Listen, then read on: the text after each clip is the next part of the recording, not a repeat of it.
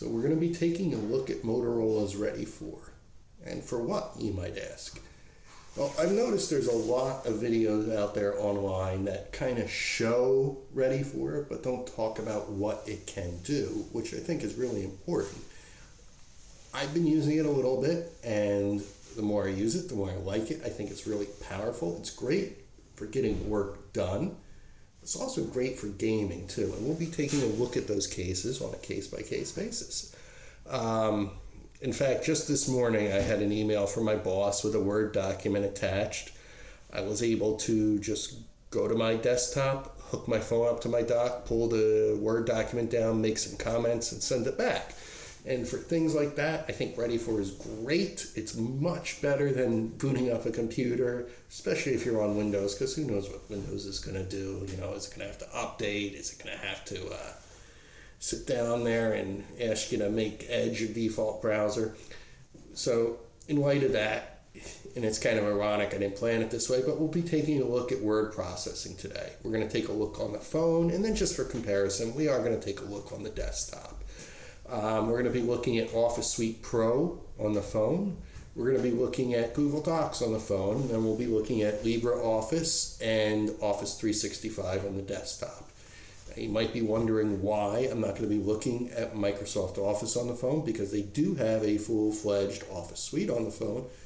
The reason is trust. I had used Outlook on a company-issued phone not that long ago, and I noticed Outlook inserted Bing search everywhere, which was annoying because no one ever asked for Bing search. Let's be honest, no one. The only way to get rid of it was to get rid of Outlook. So I use 9 email now. We'll be taking a look at that in another video, but I highly recommend 9 email. It is much better than the Outlook client. Outlook is free. 9 is $20. It's worth every penny if you're stuck on Outlook Mobile.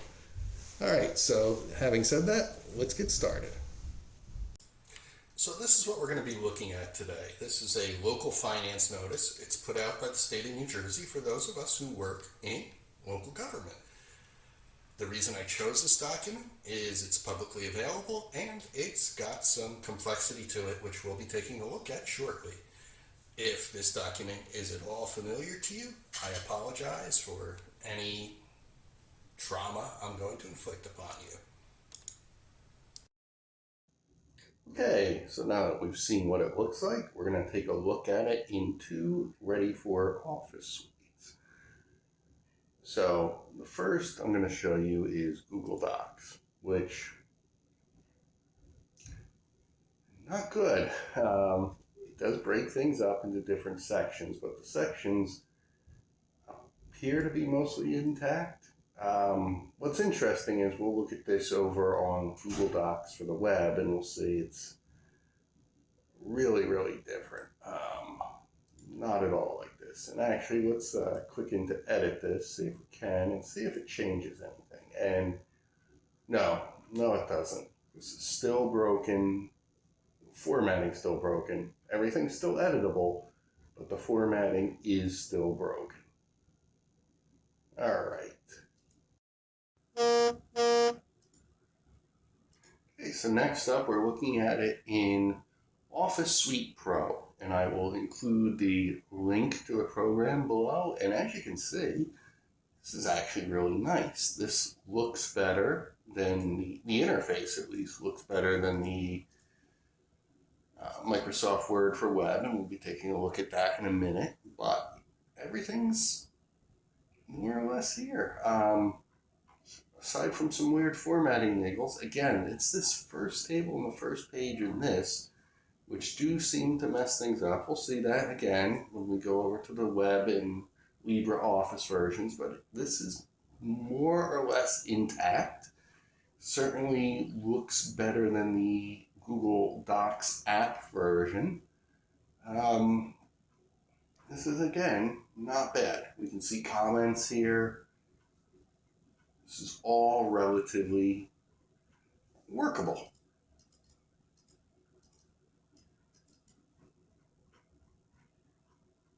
All right, so now let's flip over to the web version. Okay, so flipping over the desktop, we're going to take a look at our local finance notice in OpenOffice. All right, so we're going to pull it up right now. So taking a look at OpenOffice, you can see the document does come over more or less intact, although there are some overflows here, which I think could be just due there too, just because of the font. But everything's where it should be. Everything looks decent. We have, again, because of that table overflow, a blank page, but the tables are intact. Everything's workable. Now we're going to take a look at Google Docs, which is surprisingly great.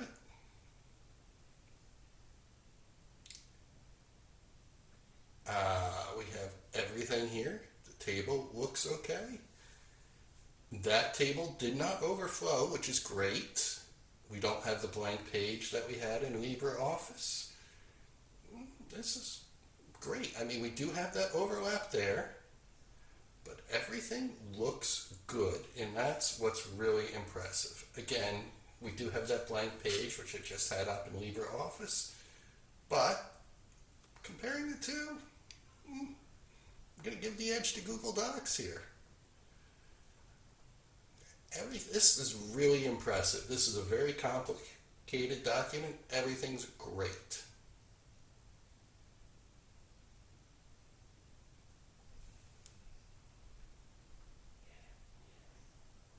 Now let's take a look at, oh my God. Oh, the humanity.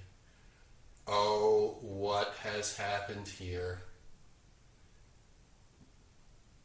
This is just atrocious. I mean, the tables are all here, but that first page, which admittedly is complex, Word Online is just not ready. All